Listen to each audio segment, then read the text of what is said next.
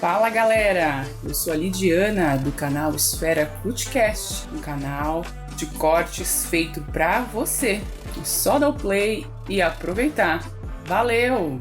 Esse da Igreja Católica, os casos chegou de pedofilia... chegou através de uma denúncia anônima de que havia um abuso contra coroinhas na cidade de Arapiraca, no interior do estado de Alagoas.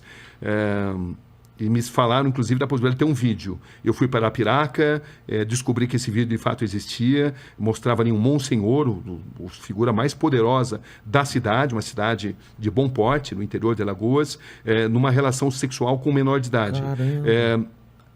Com a investigação, nós descobrimos que essa relação sexual não era consentida. E que havia também ali a confraria do silêncio, ou seja, a igreja local abafava o caso para que isso não fosse divulgado, porque havia muita gente envolvida. Essa que é a verdade. Então, a grande dificuldade nessa história foi de fazer com que as pessoas tivessem a coragem de denunciar. E para mostrar que essa imagem, que era de um coroinha, que passou a ser abusado desde 12, 13 anos, não era um fato isolado. E que não se tratava de um ato sexual consentido. Entendi. Ato homossexual consentido, onde não caberia nenhum tipo de reportagem, porque a gente não faz reportagem sobre vida pessoal das pessoas. Entendi. Isso se tornou vida pessoal de indivíduos.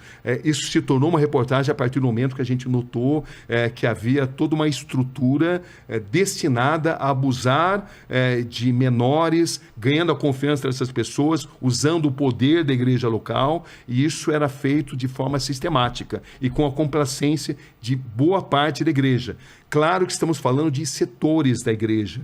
A maioria da igreja não concorda com isso. O Papa atual é um Papa que tem feito um trabalho extraordinário. O Papa Francisco tem uma preocupação. Ele mudou a história da igreja, porque ele é uma pessoa de muita dignidade, muito corajoso, e ele, de fato, fez uma revolução nisso daí. Mas na época em que a gente fez isso, não havia essa disposição, e eu lembro que no começo a gente sofreu ameaças, mas foram 7 documentários onde a gente foi evoluindo. As vítimas começaram a ganhar confiança depois do primeiro documentário.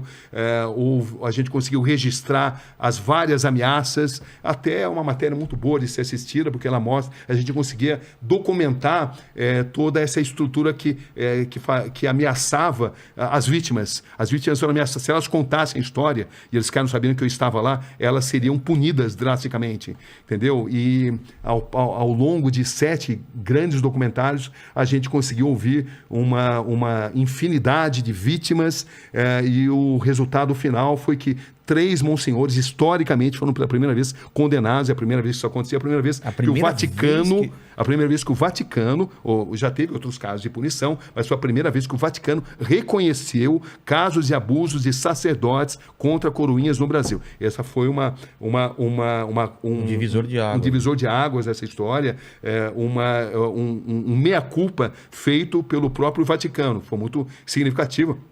Inclusive, como ele é um capítulo repleto de detalhes, é o mais longo, inclusive. E quanto tempo você ficou Chama-se Atrás Atrás do altar.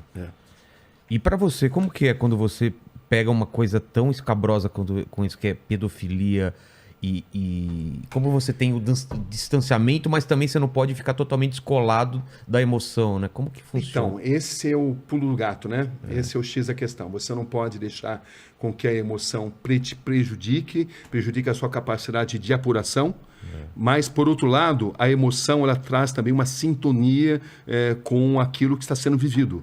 Então, você não pode jamais se tornar um ser humano frio, incapaz de perceber o sofrimento alheio. Você precisa perceber o sofrimento alheio, mas você não pode permitir que esse sofrimento alheio, isso equivale para as guerras, equivale quando tive que dar a notícia da morte do Ayrton Senna, você não pode permitir que a sua emoção pessoal prejudique a sua capacidade de apurar devidamente as notícias e de fazer o seu trabalho.